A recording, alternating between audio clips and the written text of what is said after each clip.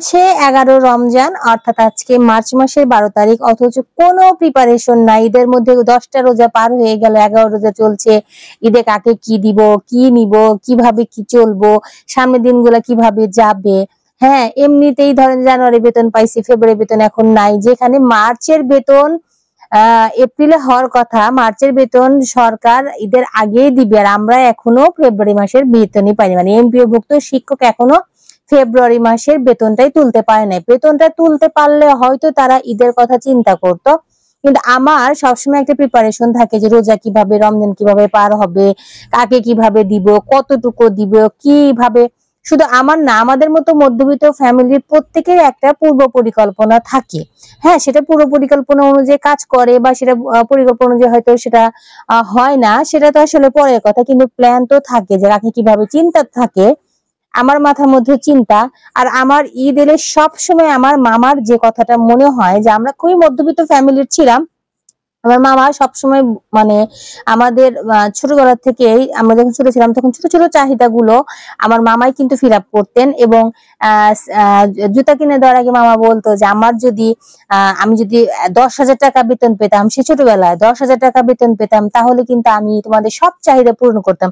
তো এখন কোন একটা উৎসব, পূজা, পার্বণ এলে মনে হয় যে আমি যদি এত টাকা বেতনের চাকরি করতাম, এত টাকা বেতন পেতাম, তাহলে পরিবারের সবার চাহিদা মেটাতাম।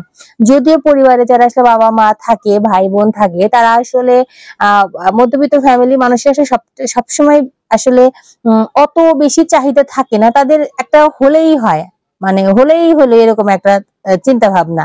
আর আমি তো দেখেন ছোটবেলায় যে ইচ্ছাগুলো ছিল, যে জামাগুলো ছোটবেলায় পরার আগে লুকিয়ে রাখতাম, সবকিছু, পেস্ট, ব্রাশ, শ্যাম্পু, তারপরে হচ্ছে স্যান্ডেল, জুতা, ঘড়ি, জামা কাপড় তো আছে, সবকিছু নতুন হইতে হবে। কিন্তু দেখেন বড় হওয়ার পরে ঈদের মধ্যে যে আমার সবাইকে দিতে হবে এই মানসিকতা, নিতে হবে এরকম কিন্তু মানসিকতা কিন্তু আমার ভিতরে আসলে নাই। এটা আসলে একটা পর্যায়ে এলে না এরকমটাই আসলে মনে হয়। তো যাই হোক, আর ছোটবেলার যে আনন্দগুলো বড়বেলায় সেগুলো কিন্তু সেটা কিন্তু থাকে না। ছোটবেলায় বছরে একটা জামা পাওয়া, সারা বছর পরে একটা দুইটা জামা পাওয়া, এটার যে একটা মজা, ফিলিংস, এখন সে ফিলিংসটা দিনে দিনে হারিয়ে যাচ্ছে। এখন আমরা বিভিন্ন অকেশনে এত জামা নেই, পয়লা বৈশাখে, হ্যাপি নিউ ইয়ারে, ভ্যালেন্টাইন ডে, বসন্তে, নারী দিবসে, 21শে ফেব্রুয়ারিতে, আমরা বিভিন্ন অকেশনে আমরা একটা না একটা জামা নিয়েই থাকি। এই এতগুলা জামা নেওয়ার কারণে ঈদের মধ্যে আমার অন্তত মনে হয় যে ঈদের পরেই নিব, বা ঈদের জামা ঈদের দিন না পরলে মনে হয় পরেই পরবো, এরকমটা আসলে মনে হয়। তবে আমার কথা যে মধ্যবিত্ত ফ্যামিলির ঈদের সাথে এই যে ঈদের একটা প্রি প্ল্যান, এটা আসলে সবার সাথে মেলে না। সকল মধ্যবিত্ত পরিবারের ঈদ উজ্জীবিত হোক, আমি এটাই কামনা করি, এটাই প্রত্যাশা করি। এখনো রোজা অনেক দিন আছে, তারপরে সবাই ভালো থাকবেন, সুস্থ থাকবেন, সুন্দর থাকবেন। টাটা।